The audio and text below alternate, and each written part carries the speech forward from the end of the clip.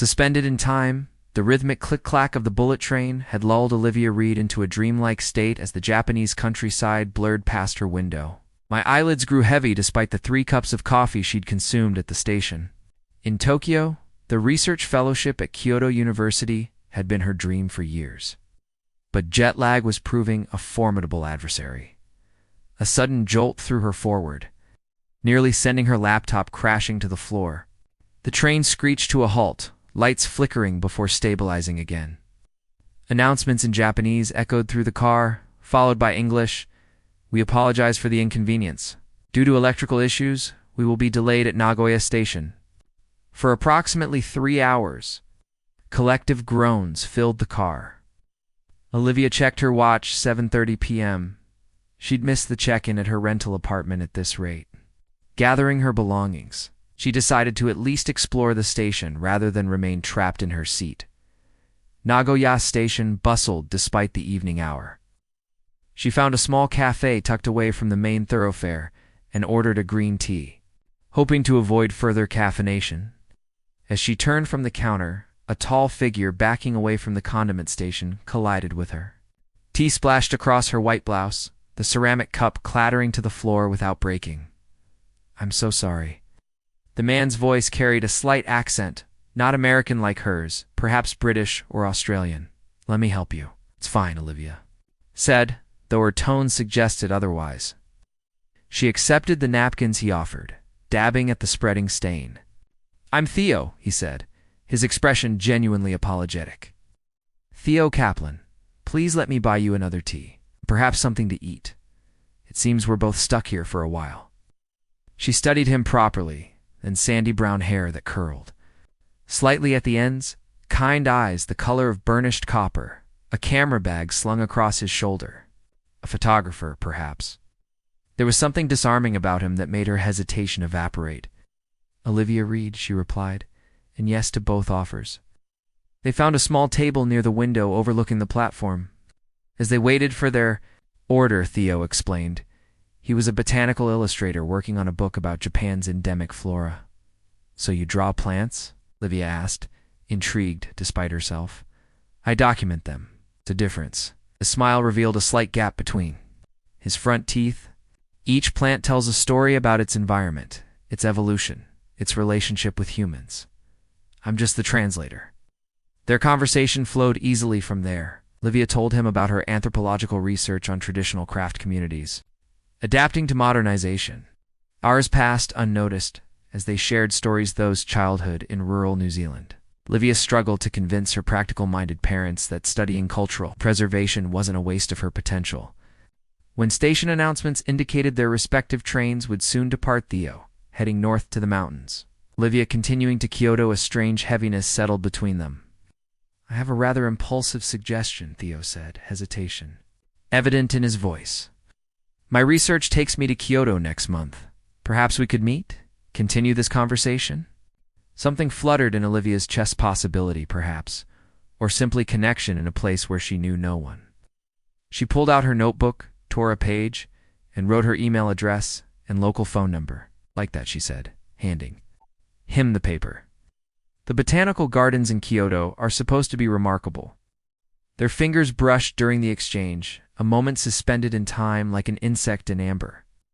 The station announcement called Theo's train. Carefully tucked the paper into his sketchbook. "Until next month, then," he said, shouldering his bag. "Look for the man drawing impossibly small details of moss." Olivia watched him bored, waving once when he glanced back through the window. As his train pulled away, she felt an unexpected pang of loss for someone she barely knew. She dismissed the feeling as she gathered her things, attributing it to travel fatigue and the strange intimacy that sometimes forms between strangers in transit. Her own train arrived 10 minutes later. As Kyoto grew closer, Olivia wondered if she would actually see Theo again, or if he would remain simply a pleasant memory of an unexpected delay. Fractured Ikusukayoto embraced Olivia like an old friend, wrapping her in layers of tradition and innovation that made her anthropologist's heart race. Her tiny apartment near Damakianaji became home within weeks as she fell into the rhythm of her research. Each morning, she'd bow slightly to the elderly woman who ran the corner bakery, accepting a warm anpan with a practiced arigato gozaimasu. Each evening, she'd transcribe interviews with artisans who spoke of their craft with reverence that transcended language barriers. The botanical gardens remained unexplored. She told herself she was too busy, that the 4 interviews she scheduled each day left no time for leisurely strolls among carefully labeled flora. The truth was more complicated. The paper with Theo's contact information remained blank. She'd never asked for his details, only given hers. Pride kept her from admitting this bothered her.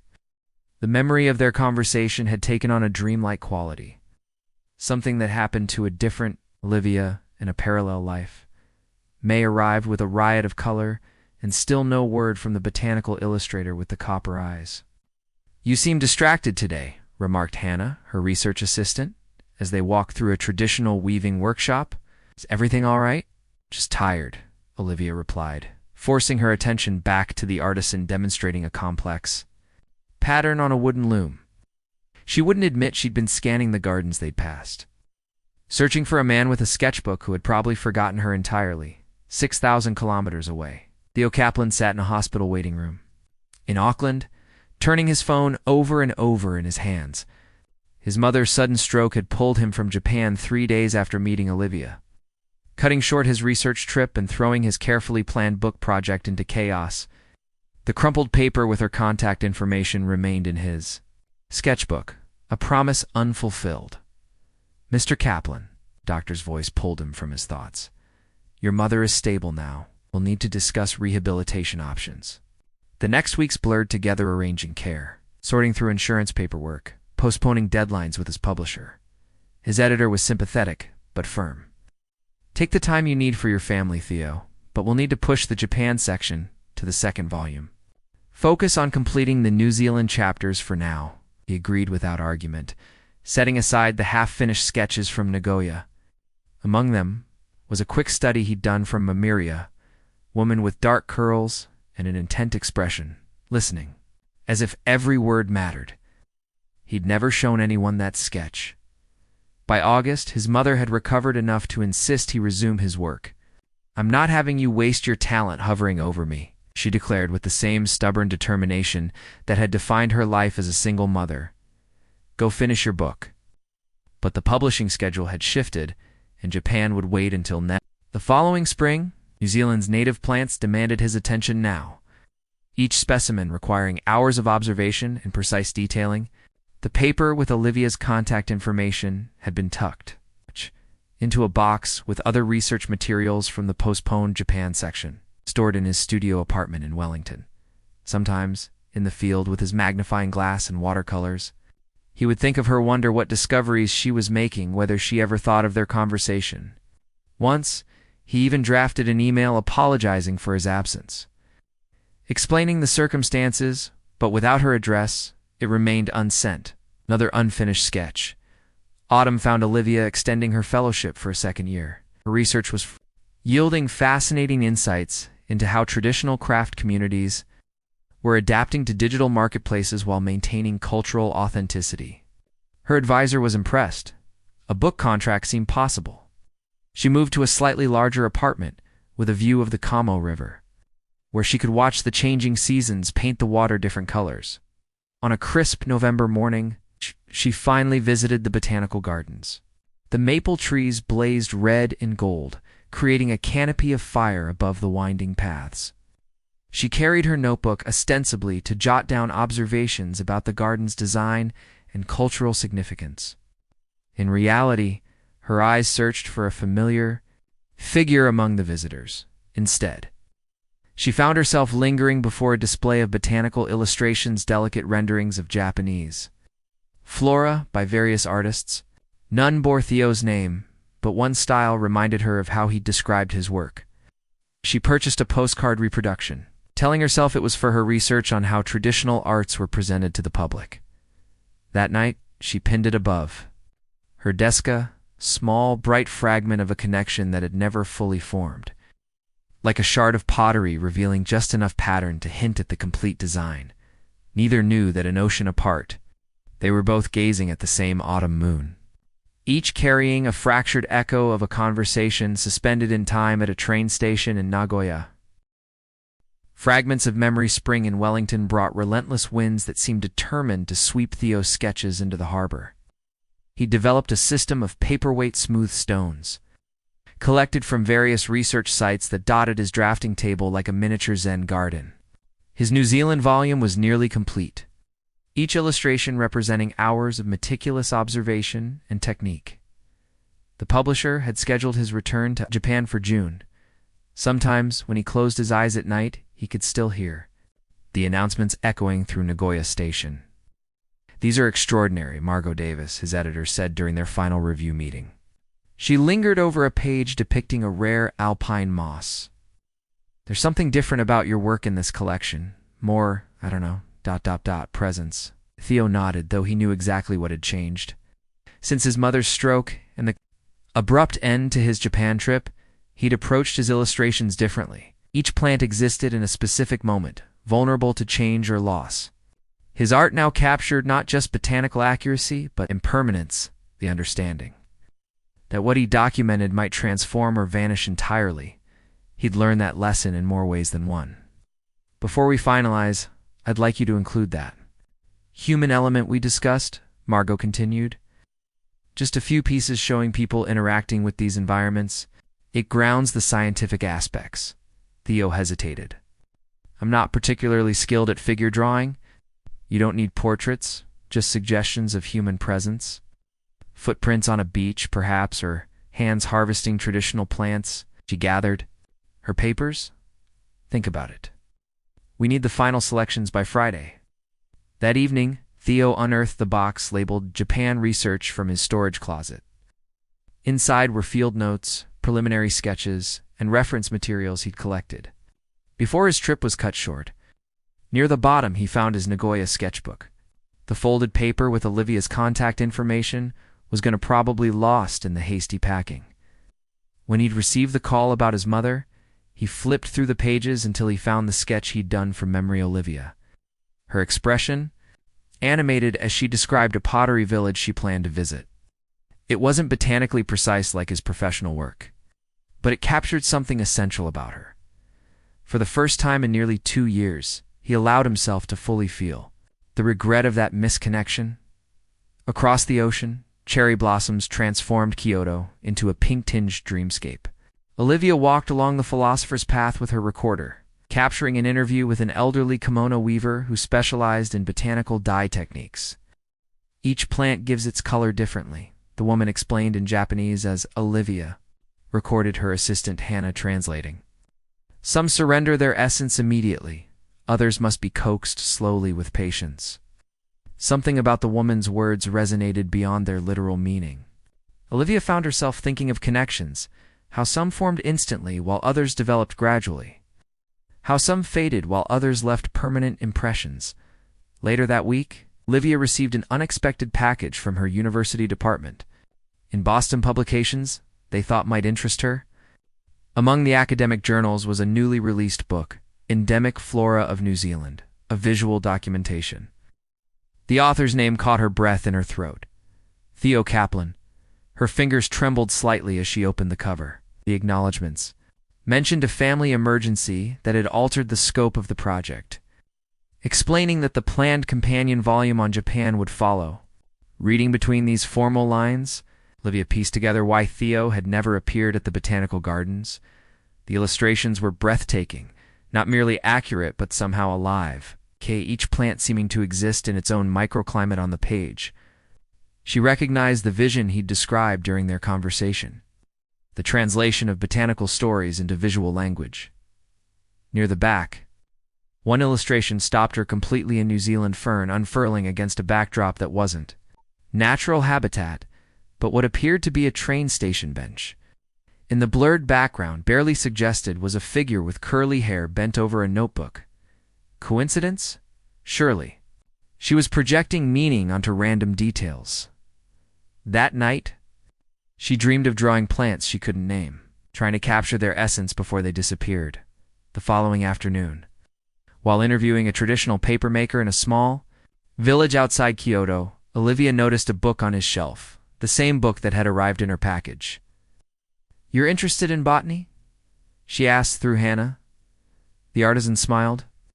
"The author visited last month, researching traditional plant fibers for paper. Very knowledgeable man. Is returning soon for a more extensive study." Olivia's heart stuttered. "Do you remember his name?" "Foreign names are difficult," the man apologized, but he left his card. From a wooden box, he produced a business card. Theo Kaplan, botanical illustrator. With an email address and phone number. Olivia stared at the card, fragments of memory assembling into possibility. "Would you like to keep it?" the papermaker asked, noting her interest. "I have another." She accepted it with slightly trembling fingers, sliding it into her notebook, a concrete fragment of connection, placing the memory that had begun to feel imagined. That evening, she drafted and deleted 7 different emails before finally sending one with the subject line, "From a train delay in Nagoya, 2 years later." As she pressed send across the world in Wellington, Theo was packing his bags for Japan, the sketch of Olivia tucked securely between the pages of his new research journal. Parallel orbits. The email notification chimed on Theo's phone as his flight began its descent into Tokyo. Signal lost. He frowned at the screen, catching only the sender's name and subject line before the device switched to airplane mode. "Olivia. Read. From a train delay in Nagoya." His heart hammered against his ribs as the plane touched down, taxiing with excruciating slowness toward the terminal. 2 years of wondering, of regret compressed into 5 words on a notification banner. The moment the plane reached the gate, he switched his phone back on, fingers hovering impatiently as it reconnected to the network. The email loaded. "Theo, this might seem strange after so much time, but I recently came across your book. The illustrations are beautiful, exactly as you described that evening in Nagoya. I'm still in Kyoto, extended my fellowship, and learned you might be returning to Japan soon. If you're amenable, perhaps we could finally visit those botanical gardens. Regards, Olivia." Read simple, restrained, yet it sent a current through him. He checked the timestamp sent yesterday, began composing a reply immediately, then stopped. Too eager? Too casual? After 2 years of silence, what tone could possibly bridge such a gap? In Kyoto, Olivia paced her apartment, checking her email for the 5th time that hour. No response. She'd spent the morning alternating between regret for sending the message and anxiety about receiving a reply. Perhaps he was in a relationship now. Perhaps he barely remembered her. Perhaps the connection she'd felt during those hours in Nagoya had been magnified by circumstance and isolation. Her phone rang, Hannah calling about tomorrow's interview schedule. Work would be a welcome distraction. "We need to reschedule the textile cooperative," Hannah informed her. "They've had an unexpected visitor, a foreign artist documenting traditional plant-based dyes. They've asked if we can come Thursday instead." Olivia nearly dropped her phone. "Did they mention a name?" "I didn't ask. Is it important?" "No," Olivia said quickly. "Thursday is fine." She ended the call and stared at her reflection in the window, superimposed over the flowing Kamo River below. Coincidence was statistically inevitable in a city filled with foreign researchers. It would be ridiculous to assume ... Her email pinged. "Olivia? What an extraordinary coincidence. I've just landed in Tokyo and am heading to Kyoto tomorrow. The botanical gardens sound perfect. Time researching traditional plant-based textile dyes. For the Japan volume, would Wednesday afternoon work? I should explain my absence 2 years ago. My mother suffered a severe stroke days after we met. I returned to New Zealand immediately, and by the time I could resume my work, the publishing schedule had changed. I lost your contact information in the chaos. I've often thought of our conversation." Theo, she read it 3 times, relief washing over her. Wednesday, the day after tomorrow? The textile cooperative was scheduled for Thursday. They were moving. In parallel orbits, nearly intersecting, Tuesday passed in a blur of preparation, both professional and personal. Olivia found herself selecting her outfit with unusual care, then feeling foolish for doing so. This wasn't a date. It was 2 researchers reconnecting, nothing more. Wednesday morning brought unexpected complications. A typhoon warning had been issued for the afternoon, not severe enough for evacuations, but sufficient to close the botanical gardens. Olivia emailed Theo, suggesting a covered alternative, a traditional tea house near her apartment. No response. By noon, the rain began gentle. At first, then increasingly insistent. Olivia checked her email repeatedly. Nothing. She tried the phone number from his business card, straight to voicemail, at the textile cooperative across town. Theo was deep in conversation with the master dyer, his phone forgotten in his hotel room across the city. The artisan had invited him for an unexpected demonstration of a rare dyeing technique performed only during rainy season. Professional opportunity had trumped personal plans. He would email Olivia that evening to reschedule, unknown to both. They were now separated by merely 3 kilometers of rain-soaked Kyoto streets. That evening, Olivia received Theo's apologetic email explaining the situation. She replied with understanding. Of course, a rare demonstration would take precedence. They rescheduled for Friday afternoon. Thursday morning, Olivia and Hannah arrived at the textile cooperative for their rescheduled interview. The master DR greeted them warmly. "You just missed the foreign artist left this morning for Nara. Very knowledgeable about plant pigments." Olivia nodded, disappointment settling in her chest. "So close. He left something for a researcher named Olivia," the man continued, retrieving a small package wrapped in indigo-dyed paper. "Are you her?" Inside was a botanical illustration of a Japanese indigo plant with a note. The textile master mentioned another foreign researcher was coming. "Today, on the chance it might be you? I've left this. I'll see you Friday at the gardens." The illustration captured the plant with scientific precision, but rendered it with unmistakable emotion, the deep blue pigment seeming to pulse with life on the page. In Nara, Theo interviewed an elderly papermaker whose family had preserved traditional techniques for 15 generations. Throughout the conversation, his thoughts drifted to Olivia and their approaching meeting. The coincidences, her discovering his book, his return to Japan, their overlapping research interests seemed to suggest some pattern beyond random chance. Friday approached with clearing skies. Their orbits, long separated by time and circumstance, were finally converging. That night, as both lay awake in their respective rooms, Theo in his hotel near Kyoto Station, Olivia in her apartment by the river, each wondered what tomorrow would bring, what changes to years had wrought in the other, whether the connection they'd felt in Nagoya had been genuine or merely a product of displacement and delay. Between them, the ancient city breathed with centuries of stories about meetings, partyings, and returns another layer to its history waiting to unfold with the morning light.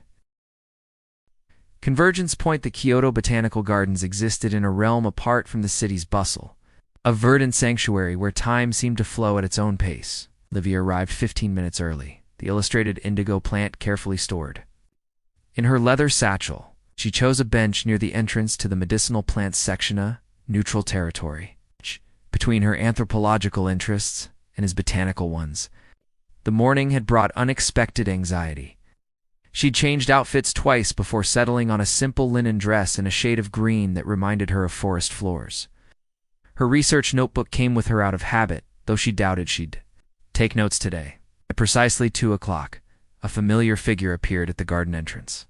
Theo was thinner than she remembered, his sandy hair longer and slightly sun-bleached. He carried a leather portfolio under one arm, his gaze scanning the pathways until it landed on her. Even at a distance, she recognized the moment of recognition, a slight pause in his stride, a straightening of posture. "Olivia Reed," he said. As he approached, her name carried on a breath that seemed half relief, half wonder. "You look exactly as I remembered." "Liar," she replied with a smile. "I've cut my hair since then, so you have." His eyes crinkled at the corners. "It suits you." The initial awkwardness dissipated as they began walking the garden paths, conversation flowing as if the 2-year gap were merely a brief intermission. He told her about his mother's recovery, the challenges of completing the New Zealand volume while managing family responsibilities. She shared stories of her research, the elderly artisans who had welcomed her into their workshops, the traditions balanced precariously between preservation and evolution. "I've been meaning to ask," Olivia said as they paused before a display of traditional dye plants. "Was that really me in your book? The figure in the background of the fern illustration?" Theo's cheeks colored slightly. "You noticed that? Was it intentional?" "Nothing so deliberate. I was sketching that fern species on the train platform after we parted ways. Later, when completing the final illustration, the memory of you seemed to find its way onto the page." He hesitated. "My editor actually requested more human elements in the collection. That was the only one that felt authentic." They continued walking, the conversation deepening as the afternoon progressed. Near a pond filled with lotus flowers, Theo unfolded the story of the 2 years since Nagoya, just the professional narrative he'd outlined in his email, but the personal journey, how his mother's stroke had forced him to confront mortality and impermanence, how his art had transformed as a result. "I used to document plants as if capturing some permanent truth," he explained, sketchbook open to show her his evolution. "Now I understand I'm recording moments the plant as it exists in this specific time, this specific place, in relationship to everything around it." Olivia nodded, recognizing a parallel to her own work. "The artisans I studied talk about something similar, how each piece they create exists in conversation with tradition, but is uniquely of its moment." They found themselves in the Japanese garden section, where carefully placed stones created the impression of a flowing river. A wooden bench overlooked the scene, inviting contemplation. "I looked for you, you know," Theo said quietly as they sat. "When I finally returned to Japan last year for preliminary research, I went to the botanical gardens in Kyoto almost daily for a week, hoping you might be there." "I was probably interviewing basket weavers in the mountains," Olivia replied. "Or perhaps we were there on different days, passing like ships in fog." The near misses seem almost deliberate, don't they? As if the universe were orchestrating some elaborate experiment in timing. She laughed softly. "My grandmother would call it fate. And what would Dr. Olivia Reed, anthropologist, call it?" "A coincidence." "Shaped by shared interests and parallel professional paths." She paused, then added more softly. "Or perhaps something I don't have academic language for." The late afternoon sun filtered through Japanese maple leaves, casting dappled shadows across their faces. In this light, Theo looked both familiar and new. The same person she'd met in Nagoya, but deepened by time and experience. Like one of his illustrations rendered with additional layers of detail and color. "I have something for you," she said, reaching into her satchel to retrieve the small package she'd prepared that morning. Inside was a hand-bound journal she'd commissioned from one of the papermakers she'd interviewed. The same artisan who had unwittingly reconnected them through Theo's business card. "The paper is made from plants grown in Kyoto," she explained. "I thought you might use it for your Japan illustrations." Theo ran his fingers over the textured cover, clearly recognizing the craftsmanship. "This is extraordinary," he opened his portfolio and removed a small watercolor painting, a botanical study of cherry blossoms. But with the Kamo River visible in the background, and on its bank, a small figure sitting alone, notebook in hand. "I painted this yesterday," he said. "After I learned you lived near the river." They exchanged these tokens of recognition, not just gifts, but acknowledgments of how each had existed in the other's thoughts during their separation. The gesture created a bridge across the years of absence. As evening approached, they left the gardens and walked toward the river, neither suggesting an end to their reunion. They found a small restaurant overlooking the water, where they ordered sake and continued their conversation as lights began to flicker on across the city. "My research fellowship ends in 3 months, Olivia said as night fully descended. "I've been offered a position at the University Museum in Boston, curating a collection of Japanese textile arts. My Japan volume will take at least a year to complete," Theo replied. "But after that, ... He left the sentence unfinished, a question hanging in the space between them. Olivia looked at him directly, the same directness she'd shown that first. "Night in Nagoya. I don't want to lose contact again, or do I?" He reached across the table, his fingers lightly touching hers. "Perhaps this time, we should exchange more than just email addresses." "Perhaps this time," Olivia said, turning her hand to clasp his, "we should acknowledge that what began in Nagoya wasn't finished." Above them, stars emerged in the Kyoto sky, the same stars visible from New Zealand. From Boston, from every point on Earth, constellations of chance and choice, patterns made meaningful by the connections drawn between points of light. Their paths, long-running parallel, had finally converged not at their beginning or their ending, but at a point of possibility, where the story they'd started in a distant train station could continue to unfold, this time written together.